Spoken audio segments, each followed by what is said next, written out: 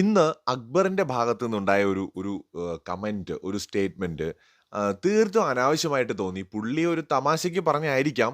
മനസ്സിലൊന്നും വെച്ചിട്ട് പറയുന്നതല്ല. അക്ബറിന്റെ ഒരു സ്വഭാവം എന്ന് പറയുന്നത് ഇങ്ങനെ എടുത്തടിച്ച പോലെ വെട്ടിത്തുറന്ന് എല്ലാ കാര്യങ്ങളും തമാശയായിട്ടങ്ങ് പറയും. ഈ രേണുസുധിയുടെ കേസിലും പുള്ളിക്ക് പറ്റിയത് അങ്ങനെയാണ്. മൂപ്പര് മനസ്സിലൊന്നും ചിലപ്പോൾ വെച്ചിട്ടായിരിക്കില്ല പറയുന്നത്. പക്ഷേ ചില കാര്യങ്ങൾ മറ്റുള്ളവരെ ഭയങ്കരമായിട്ട് ബാധിക്കും. ഈ ആദിലയുടെ കേസില് അക്ബർ പറഞ്ഞൊരു ഡയലോഗ്, നിങ്ങളെ കാണാൻ വേണ്ടിയിട്ട് മറ്റേ ദിയാസന ഇനിയിപ്പോൾ വരുമല്ലോ.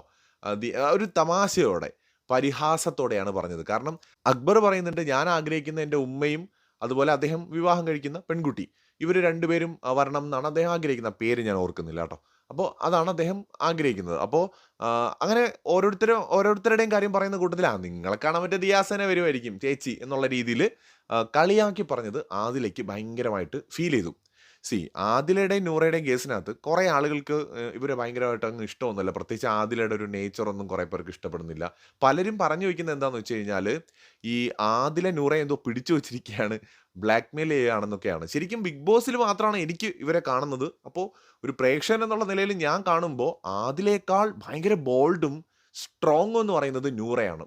നൂറയല്ല ഇവിടെ കരഞ്ഞത്, ഇവിടെ കരഞ്ഞത് ആദിലയാണ് ആദ്യം. ആദിലേക്കാൾ മികച്ചൊരു ഗെയിമറും നൂറയാണ്. കാരണം നൂറ വളരെ സ്ട്രോങ് ആണ്, പവർഫുൾ ആണ്, ഭയങ്കര ബോൾഡാണ്. നമ്മൾ കാണുന്ന പോലെ കാണുമ്പോൾ ഭയങ്കര ക്യൂട്ടാണ്.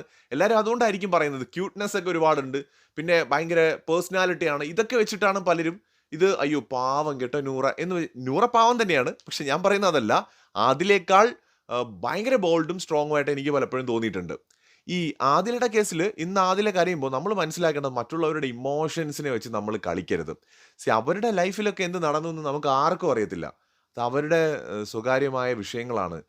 ആരുടെയും അനുഭവങ്ങൾ നമുക്കറിയാത്തിടത്തോളം കാലം നമ്മൾ അവരെ പരിഹസിക്കാനും കളിയാക്കാനും ഒന്നും പോകാതിരിക്കുക. ഓരോരുത്തർക്കും അവരവരുടേതായിട്ടുള്ള വിഷമങ്ങളും സങ്കടങ്ങളും ഒക്കെ അവരുടെ ജീവിതത്തിലുണ്ടാവും. ഇവിടെ അക്ബർ പറഞ്ഞത് ചിലപ്പോൾ തമാശയ്ക്കായിരിക്കാം. അക്ബറിനെ പോലെ അക്ബർ ജസ്റ്റ് അത്രേ പറഞ്ഞുള്ളൂ. ഭയങ്കര മോശമായി കമന്റ് ചെയ്യുന്ന എത്രയോ മനുഷ്യർ നമ്മുടെ വീഡിയോകളുടെ താഴെ ഞാൻ കാണാറുണ്ട്. ഏഷ്യാനെറ്റിന്റെ അടക്കം ഫേസ്ബുക്കിലും യൂട്യൂബിലും ഒക്കെ കാണാറുണ്ട്. അതായത് എല്ലാവരുടെയും വിചാരം എനിക്കെല്ലാം ഉണ്ട്, ഞാൻ ഭയങ്കര സംഭവമാണ്, അപ്പം ഞാൻ എല്ലാം തികഞ്ഞിരിക്കുകയാണ്, അതുകൊണ്ട് മറ്റുള്ളവരെ കളിയാക്കി ഞാൻ വലിയ ആള് ആകുന്നു എന്നതാണ്. അങ്ങനെയല്ല. ഈ മറ്റുള്ളവരെ കളിയാക്കുന്നവർ മനസ്സിലാക്കേണ്ട കാര്യം, ജീവിതത്തിൽ ഇതിനേക്കാൾ മോശം അനുഭവങ്ങളായിരിക്കും നമ്മളെ കാത്തിരിക്കുന്നത്. അപ്പം അതുകൊണ്ട് മറ്റുള്ളവരുടെ സങ്കടങ്ങൾ കണ്ട് സന്തോഷിക്കാനും മറ്റുള്ളവരുടെ നഷ്ടങ്ങൾ കണ്ട് പരിഹസിക്കാനും ഒക്കെ പോകുന്നതിന് മുമ്പ് ഇതിനേക്കാൾ മോശമായത് പലതും നമ്മുടെ ജീവിതത്തിലും ചിലപ്പോൾ മുന്നോട്ടുള്ള ലൈഫിൽ കാത്തു വെച്ചിട്ടുണ്ടാവും എന്നുള്ളൊരു ഓർമ്മ ഉണ്ടാവുന്നത് നല്ലതാണ്. ആദിലയുടെയും നൂറയുടെയും എന്നല്ല, അവിടെയുള്ള ഓരോരുത്തരുടെയും ജീവിതാനുഭവങ്ങൾ അവരവരുടേതാണ്. അവരുടെ സങ്കടങ്ങളും വേദനകളും അവരുടേതാണ്. അവരാണത് അനുഭവിച്ചത്. അവർക്ക് മാത്രമേ അതിൻ്റെ തീവ്രത മനസ്സിലാകൂ എന്ന യാഥാർത്ഥ്യം മറന്നു പോകാതിരിക്കുക. മറ്റൊരു വീഡിയോയുമായി വീണ്ടും കാണാം.